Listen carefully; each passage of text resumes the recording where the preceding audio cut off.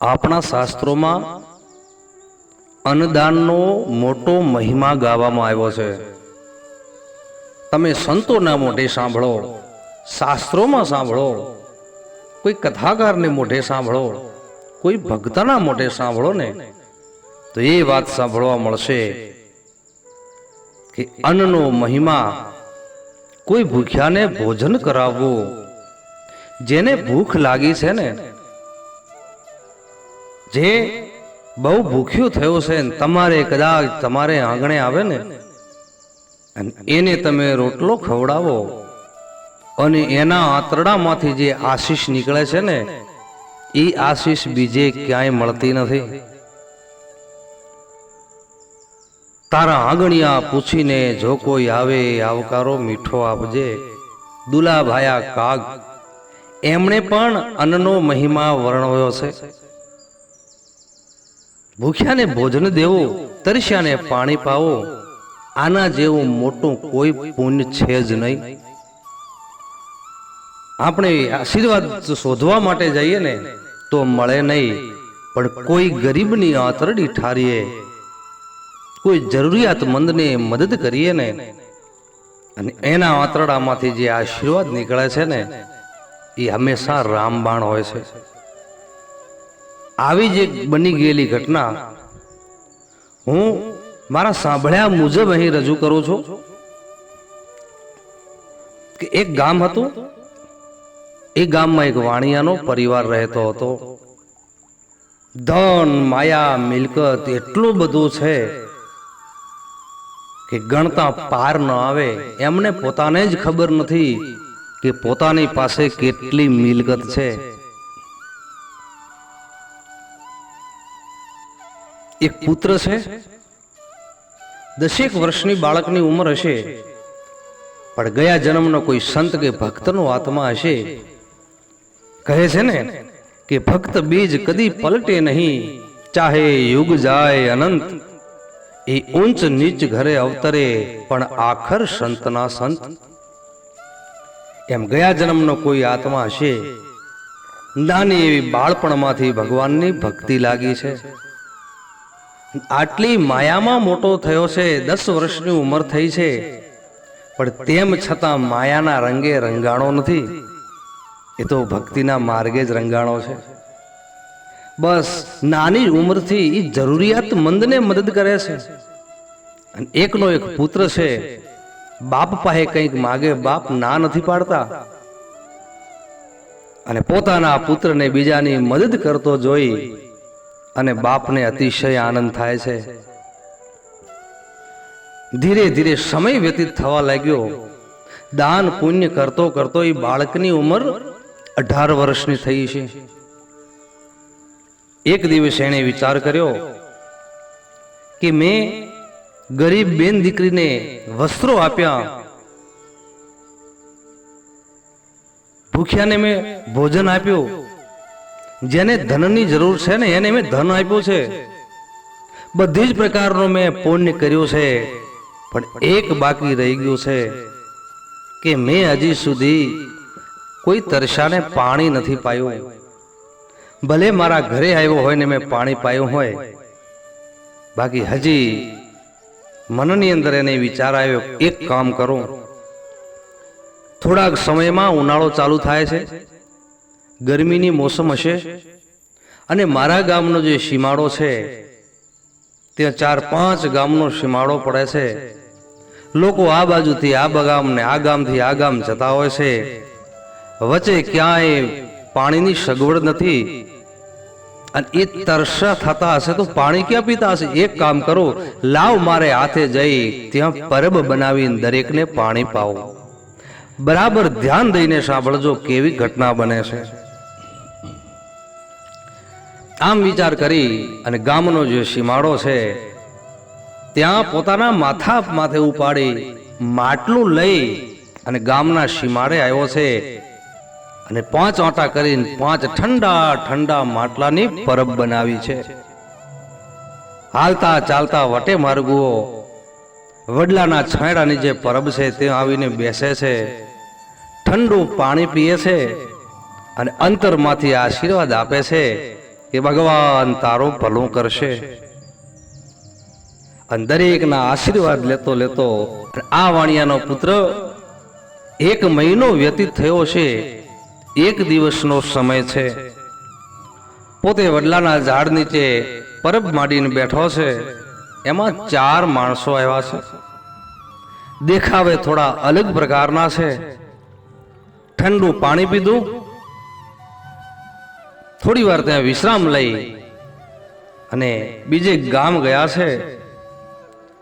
બીજો દિવસ થયો, ફરી એ જ 4 માણસો આવે, પાણી પીએ, થોડી વાર વિશ્રામ લઈને ત્યાંથી નીકળે છે. એમ કરતા કરતા 15 થી 17 દિવસ સતત એ માણસો આવે છે. 4 માણસો આવે, પાણી પીએ, થોડી વાર બેસીને ત્યાંથી નીકળે છે. વાણિયાના પુત્રને મનમાં થયો કે આ 4 ભાઈઓ કોણ હશે? દરરોજ આવે છે, પાણી પીએ છે, આ બાજુ જાય છે, પણ એ વળતા નથી આવતા. એક કામ કરો, આવતીકાલે એમને પૂછી લઉં, તમે છો કોણ અને કોણ હશે? આ વિચારમાં વાણિયાના પુત્રને આખી રાત ઊંઘ નથી આવી. બસ ક્યારે સવાર પડે, ક્યારે પરબે જાઓ અને ક્યારે આ 4 માણસોને પૂછો તમે છો કોણ. અને બીજો દિવસ સૂર્યોદય થયો છે. 5 આંટા કરીને 5 ઠંડા માટલા ત્યાં પહોંચાડીને ત્યાં પેલાની 4 જણની રાહ જોતો બેહી રહ્યો છે. થોડોક સમય વ્યતીત થયો, 4 માણસો આવ્યા છે, પાણી પીધું છે, થોડી વાર બેસી નીકળવાની તૈયારી કરી. અને વાણિયાનો પુત્ર 2 હાથ જોડી નમ્રતાથી એમને નમસ્કાર કરીને કહેવા લાગ્યો છે, હે ભાઈઓ, આપ કોણ છો? હું સતત જોઉં છું કે 15 થી 17 દિવસ વ્યતીત થઈ ગયા. દરરોજ તમે આવો છો, આ બાજુ જાઓ છો, આવવાનો તમારો એક માર્ગ છે, પણ તમે વળતા નથી આવતા. તમે ક્યાં જાઓ છો? તમે છો કોણ? પેલા 4 માંથી એક જણ કહેવા લાગ્યો છે કે ભાઈ, તારું ઠંડુ પાણી પીવા માટે કરી મન લલચાય છે ને, એટલે અમે અહીંયા રોકાઈએ છીએ. પણ અમે કોણ છે એ તારે કાંઈ પૂછવું નથી. અમે જે છીએ એ બરાબર છે. અમારી ઓળખાણ આપવામાં કોઈ લાભ નથી. વાણિયાનો પુત્ર કહેવા લાગ્યો, પણ ભાઈ, મને જરાક તાલાવેલી લાગી છે. મનમાં એમ થાય છે કોણ છે, મહેરબાની કરીને તમે મને બતાવો, તમે છો કોણ? એટલે બીજો માણસ કહેવા લાગ્યો છે કે ભાઈ, અમારી જો ઓળખાણ આપવામાં આવશે ને તો તને ડર લાગશે, તો તું ડરી જઈશ. અમે કોણ છીએ એ સાંભળ્યા પછી તને બહુ ડર લાગશે, એટલે મહેરબાની કરીને અમારી ઓળખાણ ન લે તો સારું છે. પણ વાણિયાનો પુત્ર હઠ પકડીને કહેવા લાગ્યો કે નહીં મહાનુભાવો, તમારે કહેવું જ પડશે.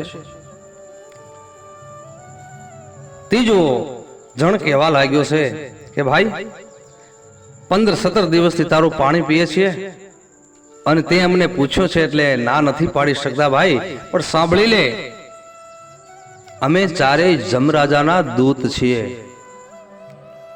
આજુબાજુના ગામડાઓમાં જીવ લેવા માટે કરીને અમે જઈએ છીએ, પણ ઠંડુ પાણી અને આ જગ્યા એટલી પુણ્યશાળી છે, અહીંયા એટલું પુણ્ય છે કે આકાશ માર્ગે જતા હોઈએ ને તો અમને અહીંયા ઉતરવાનો જીવ થાય છે.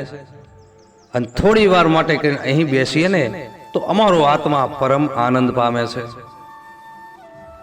જમરાજાના દૂત શબ્દ સાંભળતાની સાથે વાણિયાનો પુત્ર વિચારમગ્ન બની ગયો છે.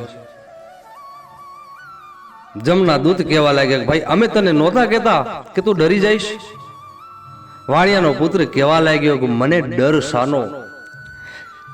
દરેકને એક જ ડર લાગે છે, એ ડર લાગે છે મરવાનો. પણ મરવાનો ડર કેને હોય? કે જેને જીવનમાં કંઈ કર્યું નથી, નથી પુણ્ય કર્યું, નથી દાન કર્યું, નથી ઈશ્વરના નામની માળા જપી, નથી ભૂખ્યાને ભોજન કરાયું, નથી તરસ્યાને પાણી પાયું, નથી કોઈની મદદ કરી, બસ પોતાના માટે ભેગું કરવામાં જિંદગી વ્યતીત થઈ ગઈ હોય અને મરીને ઈશ્વરના દરબારમાં જવાબ દેવા માટે જવાનો હોય ને ભાઈઓ, એને ડર લાગે. મને ડર ન લાગે, કારણ કે હું બધી જ પ્રકારના પુણ્ય કર્મ કરી ચૂક્યો છું, મને ડર નથી. પેલા કહેવા લાગ્યા તો તું શું વિચારમાં પડ્યો હતો? બે હાથ જોડીને વાણિયાનો પુત્ર કહેવા લાગ્યો કે હે મહારાજ, તમે યમરાજાના દૂત છો, મારે જરાક એટલું જાણવું છે કે મારું મોત ક્યારે હશે. મહેરબાની કરી બે હાથ જોડીને પ્રાર્થના કરો છો કે આવતીકાલે જમરાજાને પૂછી અને મારા મોતની તારીખ લેતા આવજો કે કયા સમયે, કયા ઠેકાણે અને કોના દ્વારા મારું મોત થવાનું છે. જમના દૂત કહેવા લાગ્યા ઠીક છે ભાઈ, તારું પાણી પીધું છે, તારું ઋણ છે અમારા ઉપર, તો એ ઋણ ઉતારવાનો અમને તે મોકો આપ્યો છે. આવતીકાલે જમરાજાને પૂછી તો કહેવા માટે આવશો. આટલું કહી અને ચારેય જમના દૂત ત્યાંથી વિદાય થયા છે. વાણિયાનો પુત્ર ઘરે આવ્યો છે. બીજા દિવસનો સમય થયો. મનમાં નક્કી કરે છે આજ તો મારા મોતની તારીખ આવશે, આજ મને ખબર પડશે કે મારો મોત કઈ તારીખે અને કઈ જગ્યાએ છે. પરબે પહોંચ્યો. થોડો સમય થયો છે, ચારે યમના દૂત આવ્યા છે. એમને જોઈને વાણિયાનો પુત્ર પગે લાગીને કહેવા લાગ્યો છે કે મહારાજ, મારા મોતની તારીખ લાવી? બોલે હા. અને મોતની તારીખ લાવી છે કહીને ચારે ચાર જમના દૂત ધ્રુસકે ધ્રુસકે રડવા લાગ્યા છે. વાણિયાનો પુત્ર કહેવા લાગ્યો તમે શા માટે રડો છો? તો બોલે ભાઈ, તારું મોત એવા સમયમાં થવાનું છે ને, અને એ જોઈ સાંભળી અમને આઘાત લાગ્યો છે. વાણિયાનો પુત્ર કહેવા લાગ્યો કે મહારાજ તમે ચિંતા ન કરો, કારણ કે મને મોતનો કોઈ ડર નથી. મારું તો જેટલો બને ને એટલું ઝડપી મૃત્યુ થઈ જાય ને તો પરમ કૃપાળુ પરમાત્માના ચરણ સુધી હું પહોંચી શકું. જમના દૂત કહેવા લાગ્યા તો ભાઈ સાંભળ કે આજે તારી ઉંમર 18 વર્ષની છે, તો 20 વર્ષનો થશે ને એટલે તારી સગાઈ થશે, અને લાડે કોડે તારા માવતર તને પરણાવી અને બહુ સંસ્કાર ખાનદાન ઘરની હાથે તારો વિવાહ થશે. લગ્નના ચોરીમાં 4 ફેરા ફરી તું ઘરે આવીશ. 9 વાગ્યાનો સમય હશે અને તારા મહેલના ઉપરના માળે તારી પત્ની 16 શણગાર સજી 32 શાક 33 ભોજન લઈને તારી રાહ જોતી હશે. બરાબર 9:30 નો સુમાર થશે. તું પત્નીને મળવા માટે કરી અને તારા મહેલના પગથિયા ચડીશ. એમાં 1 2 3 4 5 6 અને 7મા પગથિયે જો પગ મૂકીશ એટલે કાળોતરો સાપ તને ડંખ મારશે અને તું મરી જઈશ. અને તારી પત્ની પરણ્યાની પહેલી રાત્રે વિધવા થશે. ભાઈ, આવો તારો મોત છે કઈ ધ્રુસકે ધ્રુસકે રડવા લાગ્યા છે. પણ વાણિયાનો પુત્ર બિલકુલ ગભરાયા વગર શાંત ચિત્તે ચારે ચાર યમના દૂતને કહેવા લાગ્યા છે કઈ વાંધો નહીં, મારું મોત ભલે થાય પણ તમે શા માટે રડો છો? તમે સાના રહો. એમ કરતા કરતા છાના રાખવાની કોશિશ કરી. એમાં 3 છાના રહ્યા પણ એક છાનો રહેતો નથી. પેલા ત્રણેય કહેવા લાગ્યા કે ભાઈ અમને બહુ દુઃખ થાય છે, પણ અમે છાના રહ્યા તો શા માટે છાનો નથી રહેતો? ત્યારે ચોથો યમનો દૂત કહેવા લાગ્યો છે કે ભાઈ, જેનું 20 દિવસથી ઠંડુ પાણી પીએ છીએ ને, અને એનું જે મોત છે ને, એને જે કાળોતરો સાપ ડંખ મારવાનો છે ને, એ કાળોતરો સાપ મારે થવાનો છે. હું જ કાળોતરો બનવાનો છું અને હું જ આનો પ્રાણ લેવાનો છું. આમ કઈ ધ્રુસકે ધ્રુસકે રડવા લાગ્યો છે. મહાપરાણે એમને શાંત રાખી વિદાય થયા છે. વાણિયાનો પુત્ર મનમાં નક્કી કરે છે મારે હજી તો પુણ્યદાન કરવું છે, મારે લગ્ન કરવા જ નથી. હું લગ્ન કરીશ તો મારું મોત આવશે, અને હું લગ્ન કરીશ તો કોકની દીકરી એ વિધવા બનશે ને, હું લગ્ન જ નહીં કરું. અને ઉનાળો પરિપૂર્ણ પૂરો થઈ ગયો, પરબ બંધ કરીને ઘરે આવ્યો છે. ધીરે ધીરે સમય વ્યતીત થવા લાગ્યો. બરાબર 20 વર્ષની ઉંમર થઈને મા બાપે એની સગાઈ કરી છે. વાણિયાનો પુત્ર ના પાડે છે. મા બાપને કહે છે કે મારે નથી પરણવું, મહેરબાની કરીને મને મત પરણાવો, કારણ કે એને વિધિના વિધાનની ખબર છે.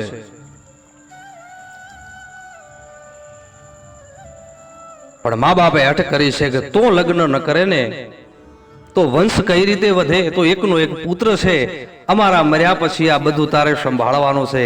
બહુ હઠ કરી અને છેલ્લે મા બાપ કહેવા લાગ્યા જો તું લગ્ન નહીં કરે ને તો અમે બંને મરી જાશું. ધર્મ સંકટ આવ્યો છે. લગ્ન કરે તો કોકની દીકરી વિધવા થાય, લગ્ન ન કરે તો માવતર મરી જાય. મહા મુસીબતે આખર લગ્ન કરવા માટે કરીને માની ગયો. મનમાં નક્કી કર્યું છે કે લગ્ન કરીશ પણ પરિણાની પહેલી રાત્રે પત્નીને મળવા માટે નહીં જાઉં.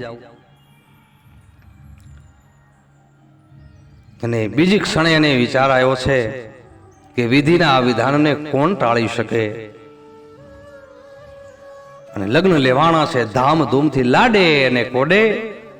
પુત્રને પરણાવી સંસ્કારી ઘરની ખાનદાન અને સતી નારી સાથે એના લગ્ન થયા છે. લગ્ન કરીને ઘરે આવ્યો છે. આખા ગામમાં આનંદનો માહોલ છે. મા બાપનો હરખ હમાતો નથી. અને ઉપરના માળે આની પત્ની બેઠી છે, 16 શણગાર સજી પતિનું સ્વાગત કરવા માટે કરી અને ઊભી છે. ને આ બાજુ 9:30 વાગ્યાનો સુમાર થયો છે. પત્નીને મળવા માટે કરીને ટક કટ કટ કટ જ્યાં પગથિયા ચડ્યા, 7મો જ્યાં પગથિયું ચડ્યું ત્યાં કાળોતરો સાપ એની સામે આવ્યો છે. વાણિયાનો પુત્ર ઓળખી ગયો કે હો મહારાજ તમે આવી ગયા. અને સાપના સ્વરૂપમાં યમનો દૂત કહે છે કે હા ભાઈ શું કરીએ, વિધિનું વિધાન છે, યમના ગુલામ છીએ એટલે અમારે અમારી ફરજ બજાવવી જ પડશે. અને કેવા લાગ્યો છે. આ બંને વાત કરે છે ને ત્યાં મહેલના અટારીએ બેઠેલી, મહેલના ઝરૂખે બેઠેલી આની સ્ત્રી વાત સાંભળી ગઈ છે કે આ શું. અને આમ નજર કરી એક બાજુ કાળોતરો સાપ છે ને એક બાજુ પોતાનો પતિ છે. અને પછી વાણિયાના પુત્ર પગ આગળ કરીને કહેવા લાગ્યો છે ભાઈબંધ લો મહારાજ હવે ડંખ મારી દો. અને ડંખ મારી એકી હારે ડંખ મારજો જેથી મારું તરત પ્રાણ પંખેરું ઉડી જાય. યમદૂત કહેવા લાગ્યા છે કે ભાઈ તારી જગ્યાએ જો બીજો કોઈ હોત ને તો અત્યારે ડંખ મારી દીધો હોત, પણ તો તારું 20 દિવસ સુધી પાણી પીધું છે, હજી તારે મોતના સમયને હજી 10 મિનિટ જેટલો સમય બાકી છે, ત્યાં સુધી આપણે બંને વાતો કરીએ. અને 10 મિનિટ પૂરી થયા પછી એ જ પળ અને એ જ ઘડીએ તને આખું ઝેર ભેગું કરીને એક ડંખ મારીશ ને તો એક ક્ષણમાં તારો પ્રાણ પંખેરો લઈને હું નીકળી જઈશ. તો પેલો વાણિયાનો પુત્ર કહેવા લાગ્યો કે હવે તો મોત નજીક આવ્યો છે ને તો બીજી વાતો ન કરાય, આવો આપણે બેઠા બેઠા રામધૂન બોલીએ. અને યમનો દૂત ને વાણિયાનો પુત્ર પ્રભુની ધૂન બોલે છે, ભગવાનની ધૂન બોલે છે. આ બાજુ એની પત્ની મનમાં વિચાર કરવા લાગી કે હે ભગવાન 10 મિનિટનો સમય છે અને કદાચ મારો પતિ મરી જશે, મારે વિધવા થવું પડશે. આ 5 પકવાન લઈને જેની રાહ જોતો જોઉં છું ને એ 10 મિનિટમાં એનો પ્રાણ નીકળી જશે, હું વિધવા થઈ જઈશ. ઈશ્વર અને ભગવાનને ઠપકો દેવા લાગી છે. પણ આ બાજુ વાણિયાનો પુત્ર યમનો દૂત આ બંને ભગવાનની ધૂન બોલે છે. અને એમાં બાજુમાં એક માર્ગ પડે છે, રોડ પડે છે. અને રોડ ઉપર કોક 2 ગરીબ માણસો રહે છે. ઘરમાં ખાવાનું કાંઈ નથી. અને એમાં સ્ત્રીને પુત્રનો જન્મ થયો છે. અને પુત્રનો જન્મ થયો છે એને ભૂખ બહુ લાગી છે. પોતાના પતિને કહે છે કે હે પતિદેવ મને કંઈક ખાવાનું આપો, મને બહુ ભૂખ લાગી છે. એનો પતિ કહેવા લાગ્યો અત્યારે ખાવાનું કાંઈ નથી, ઘરમાં કશું ખાવાનું નથી, હું તને શું આપું? તું શાંતિ રાખ, હમણાં સવાર પડી જશે અને સવારમાં કોઈકની ઘરે જાય ટુકડો માગીને તને ખવડાવીશ, બાકી અત્યારે શાંત રહે, ઘરમાં ખાવાનું કાંઈ નથી. પણ પેલી સ્ત્રીને એટલી બધી કારણ કે પુત્રનો જન્મ થયા પછી એના પેટમાં લાય લાગે છે, ખૂબ વિનંતી કરે, કરગરે છે, આંખોમાંથી જોધારે આંસુ નીકળે છે અને છેલ્લે કહેવા લાગી છે કે કાં તો મને ખાવાનું આપો, નહીં તો હું બાળકને ખાઈ જઈશ, કારણ કે ભૂખ મારાથી સહન થતી નથી. અને એનો પતિ ધ્રુસકે ધ્રુસકે રડે છે કે અત્યારે રાત પડી ગઈ, કેને ઘરે જાઉં? તો શાંતિ રાખ, સવારમાં તને આપીશ. બોલે નહીં, કાં તો મને ખાવાનું લાવી આપો, નહીં તો બાળકના હાથ પગ લઈ હું ખાઈ જઈશ.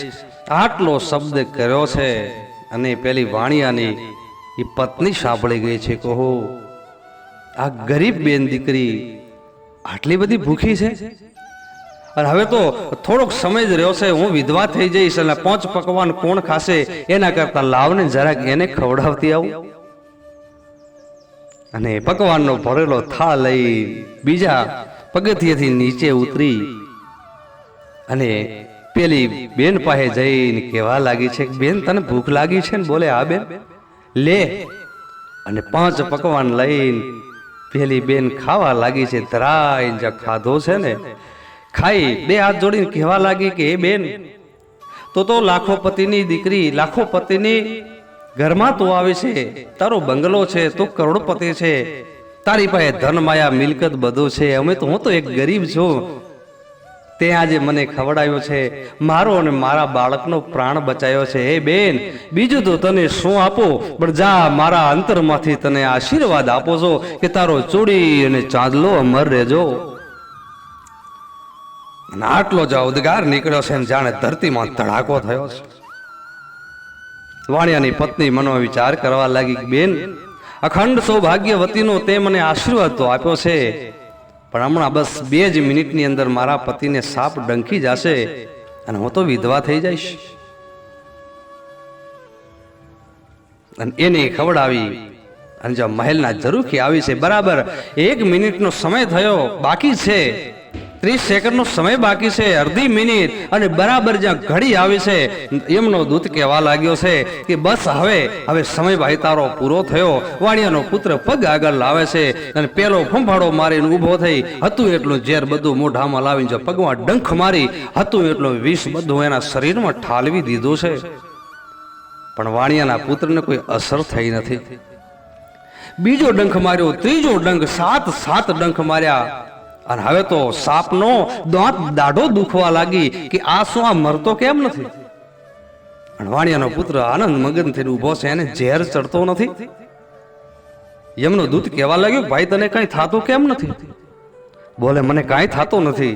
તો એક કામ કર, તું અહીં નહીં ઉભો રહે, હું જમરાજાને પૂછીને આવતો રહું. જમરાજા પાસે જઈને કહેવા લાગ્યો છે કે મહારાજ, તમે જેનો પ્રાણ લેવા માટે મને મોકલ્યો ને, એને કંઈ થતું નથી. બોલે એને આજે નહીં, કાલે નહીં, એને 100 વર્ષ સુધી કાંઈ થવાનું નથી, કારણ કે ગરીબ દીકરીના અંતરમાંથી આશીર્વાદ નીકળ્યો, અખંડ સૌભાગ્યવતી ભવ, અને એનો ચૂડી અને ચાંદલો, એ સ્ત્રીનો ચૂડી ચાંદલો અમર થઈ ગયો છે. એ આજે નહીં મરે, કાલે નહીં મરે, 100 વર્ષ સુધી એને મારનારું કોઈ નથી. આટલો શબ્દ સાંભળતાની સાથે એમનો દૂધ રાજી થઈ વાણિયાના પુત્ર પાસે આવીને કહેવા લાગ્યો છે કે ભાઈ, હવે ચિંતા ન કરતો, કારણ કે તારી ખાનદાન સંસ્કારી અને સતી સ્ત્રીએ એક ગરીબ દીકરીનો અંતર ઠાર્યો ને, એનો આશીર્વાદ તને મળી ગયો છે. જા લહેર કર, 100 વર્ષ સુધી તને મારનારો જગતમાં કોઈ છે નહીં, તારી ઉંમર 100 વર્ષની થઈ ગઈ છે, જા અને આનંદ કર. આટલો કઈ એમનો દૂત ત્યાંથી નીકળી ગયો છે. વાણિયાનો પુત્ર પોતાની પત્નીને જઈ અને મળ્યો છે અને કહેવાય છે 100 વર્ષ સુધી આનંદ મગન થઈને એમણે જીવન જીવ્યું છે. તો સ્વજનો, ભક્તો, આ છે અન્નદાનનો મહિમા, કે જેને ભૂખ નથી ને એને ખવડાવવાથી કોઈ પુણ્ય પ્રાપ્ત થતી નથી, પણ જેને જરૂર છે ને એને આપો. મોટા મોટા જો તમારા ઘરમાં, તમારી શેરીમાં, તમારા ગામમાં જો ગાયો ભૂખે મરતી હોય તો મોટા મંદિરોમાં જઈ કરોડો રૂપિયાનું દાન કરવાથી બાપ કોઈ ફાયદો નથી. તમારી શેરીની, તમારી કુંવાસી, તમારી શેરીની કુંવાસીને સારા વસ્ત્ર, કદાચ ફાટેલી ઓઢણી હોય ને, અને એને ઓઢણી ન ઓઢાડતા અંબાજી માતા, સુંદર ગમે એ માતાજીને જઈને અમૂલક ચુંદડી ઓઢાડશો ને તો બાપ એનાથી કાંઈ ફરક નથી પડવાનો. જરૂરિયાતમંદને મદદ કરજો. આજકાલ વધારે જરૂર હોય તો ગાયોને છે. ગાયોનું રણીધણી કોઈ નથી. કારણ કે જેટલા ગૌચર હતા ને, ગૌચર ઉપર આ માણસોએ દબાણ કરી ગૌચર ગાયોના લઈ લીધા છે. પરિણામે ગાયો રખડવા લાગી. ઘરે ઘરે ખાવા માટે જાય ને તો ધોકાન લાકડીઓનો વરસાદ પડે છે. દિન પ્રતિદિન ગાયોની સંખ્યા વધવા લાગે છે. ગૌશાળાઓમાં સચવાઈને કેટલી સચવાય. તો મારી બે હાથ જોડીને વિનંતી છે કે 10 ભેંસો રાખતા હો ને તો 11મી એક ગાય રાખજો. ગાયનું જ્યાં સુધી ગાય છે ત્યાં સુધી આ ધરતી છે. જે વખતે ગાય નહીં હોય તો એ વખતે આ લગભગ પૃથ્વી નહીં હોય, આવું મારું માનવું છે. તો દરેકને મારી વિનંતી છે કે તમને વિડીયો સારો લાગ્યો હોય ને તો શેર કરજો. પોતાના સગા વહાલોને જેટલા ગ્રુપ હોય ને ગ્રુપમાં શેર કરજો. અને કોમેન્ટમાં જય શ્રી રામ કે જય માતાજી જરૂર લખજો. ફરી નેક્સ્ટ વિડીયોમાં આવી જ કોઈ વાત લઈને આવશો. તો સૌને મારા ભરતભાઈ શાસ્ત્રી રામકથાગાર ભરડવાના સૌને જય સિયારામ, જય શ્રી કૃષ્ણ.